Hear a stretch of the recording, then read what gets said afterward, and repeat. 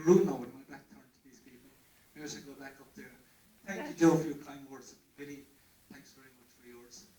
And to Neil, and especially to all of you for coming this evening. As you know, this is my first book. I hope it won't be the last. I'm not going to keep you very long. I was thinking coming up tonight, what am I going to talk about? So I'm not going to talk about the book because then you won't buy it. So it's funny, you know, what people look for in books. And even when Billy was one of the people I was talking to when I got the idea first, Donald Hickey, and I see other journalists around there. And it's funny what people ask for or expect what's in a book. But I remember the day Joe Donohoe, I had the first conversation with her on the telephone. I was at work and I left the Dáil and I came down that evening and I came into the Dame Tavern, my local watering hole in Dublin, off Dame Street. And I went in and inside was a man, he's a great old friend, he couldn't be here. His name is Jimmy Kelly. Jimmy was born in Garner Street in Dublin. Inner city, old stock, works as a security guard in Dublin Castle. So I sat down on the counter and he says, "All right, yeah, now what's the story?" And I said, "How are things, Jimmy?"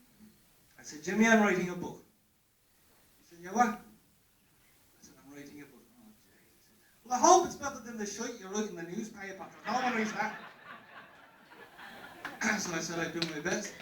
And he said, "So tell me, Ada, what's it about? What's the book going to be about?" I said, "It's about Neil Horan." "Neil who?"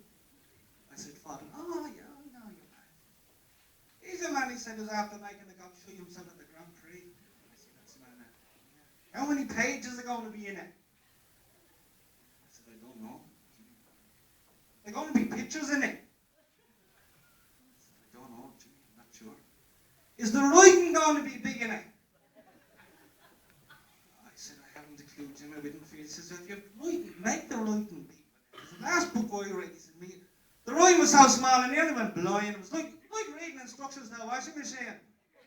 "When is it out?" I said, "I've no idea." "When is the book coming out?" I said, "I've no idea, Jimmy." That I said, "All these questions I don't know." He says, "Hold on a minute now." He says, "You're writing a book, right?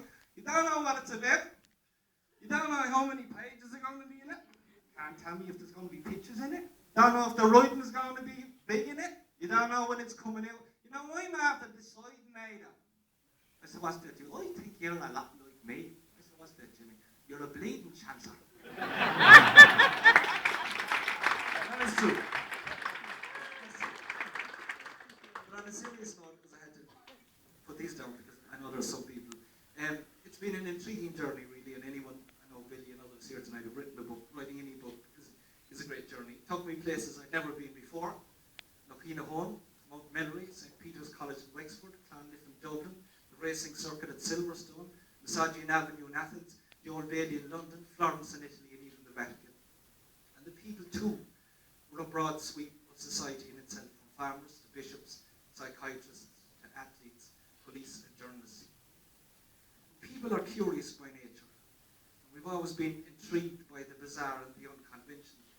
And even in journalism, the fact that something is different or at variance to the norm remains at the core of newsworthiness or news value. But like all good stories, just like this one, there are often good guys and bad girls. The subject matter may not be fundamental to life or death, but that does not mean a story should not be told or it could not be told. Dancing Priest is not about exonerating Neil Horan or condemning him.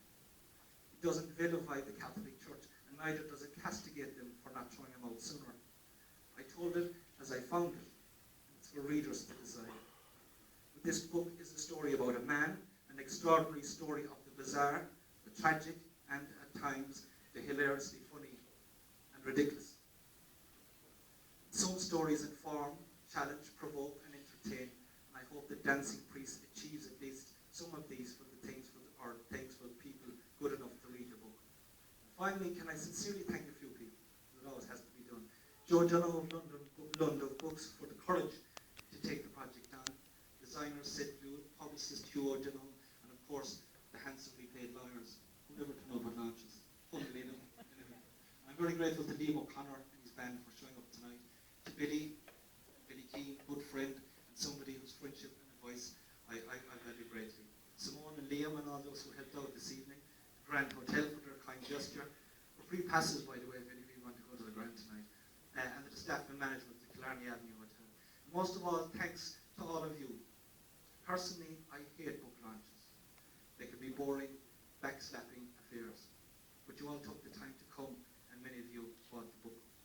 For any writer, there's little point writing anything unless somebody reads it. For that, I am lucky, and I'm also extremely grateful.